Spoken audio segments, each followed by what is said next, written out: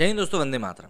भारत पाकिस्तान के मैच का जिक्र होना मुझे ऐसा लगता नहीं कि जल्दी ही बंद होगा, क्योंकि इस मैच की आड़ में कई लोग हैं जिनका कि दर्द बाहर निकलकर सामने आ गया और कुछ लोगों की खुशी भी निकलकर सामने आ गई।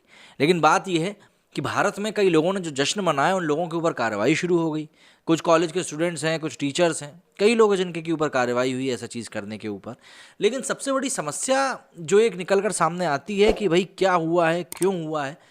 इसमें सभी लोग एक चीज़ ये मानते हैं कि भाई जिस देश से आपकी इतनी लंबी लड़ाई चल रही है, जो इतिहास जिस देश के साथ है आपका, वो इतिहास काफ़ी ख़राब रहा है।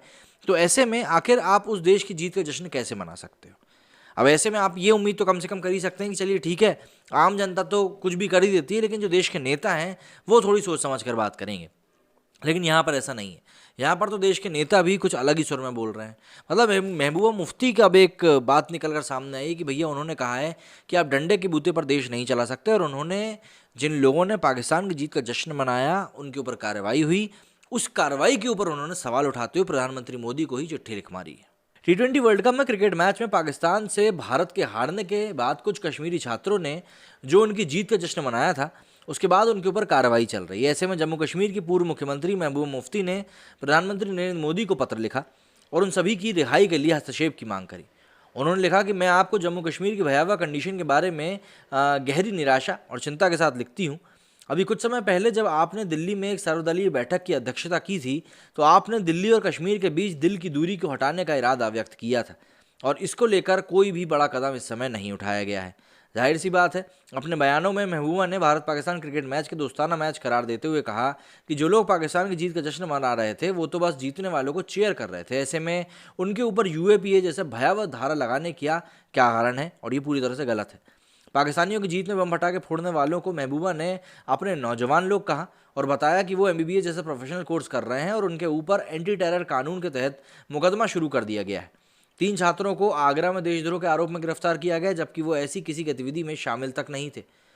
महबूबा मुफ्ती ने पत्र में आगे कहा कि कश्मीरी छात्रों को टारगेट करने का सिलसिला अभी भी जारी है। हमने सोचा था कि हम लोगों को, खासकर युवाओं के दिलों और दिमाग को संबोधित करने के लिए एक नीति के लागू होने का इंतजार कर रहे थे, जबकि उनके खिलाफ तो छापेमारी, गिरफ्तारी, हत्याओं का सिलसिला बिना किसी रोकथाम के जारी है। दमन का स्तर और राज्य की असहिष्णुता एक नए निचले स्तर पर पहुंच चुकी है। महबूबा ने प्रधानमंत्री से कहा कि मैं आपसे इस मामले में हस्तक्षेप करने का अनुरोध करती हूं ताकि इन युवाओं का भविष्य खराब ना हो। महबूबा ने चिट्ठी में उम्मीद जताई है कि गिरफ्तार छात्रों की जल्द रिहाई कर दी जाए। अपने पत्र में पूर्व मुख्यमंत्री ने कहा कि देशभक्ति की भावना को प्यार से बढ़ा सकते हैं, उसे डंडे और बंदूक के जोर पर नहीं बढ़ाया जा सकता। महबूबा ने आगे लिखा कि ऐसे छात्रों पर ऐसी कार्रवाई से अविश्वास का माहौल बढ़ता है। आप किसी को डंडे के बूते देशभक्त नहीं बना सकते, उन्हें हमदर्दी प्यार की ज़रूरत है ताकि आप यहाँ के लोगों के दिलों को जीत सकें। और वो कहती हैं कि ये खेल खेल होता है, इसमें चाहे आगरा में हमारे बच्चों को जेल में बंद किया जाए, चाहे कश्मीर में उन्हें पकड़ा जाए, कौन किस खिलाड़ी को पसंद करता है आप किसी के साथ ज़बरदस्ती नहीं कर सकते। देश ने हमें ये हक दिया है कि हम किसी खेल में किसको पसंद करें। उल्लेखनीय है कि उत्तर प्रदेश पुलिस ने T20 वर्ल्ड कप मैच में 24 अक्टूबर 2021 को भारतीय क्रिकेट टीम के पाकिस्तान से हारने के बाद पाकिस्तान समर्थन में नारे लगाने के आरोप में 27 अक्टूबर 2021 को 5 जिलों में 7 लोगों के खिलाफ मामला दर्ज किया था। प्रशासन की तरफ से इस तरह देश विरोधी गतिविधियों में शामिल होने के खिलाफ लोगों को के तहत रसूखा के तहत कार्रवाई करने के निर्देश दिए गए थे। जम्मू कश्मीर के श्रीनगर के डाउनटाउन में भी पाकिस्तान की जीत पर मेडिकल कॉलेज में छात्रों ने नारेबाजी करते हुए 24-25 अक्टूबर की रात को पाकिस्तान के समर्थन में जश्न मनाया था।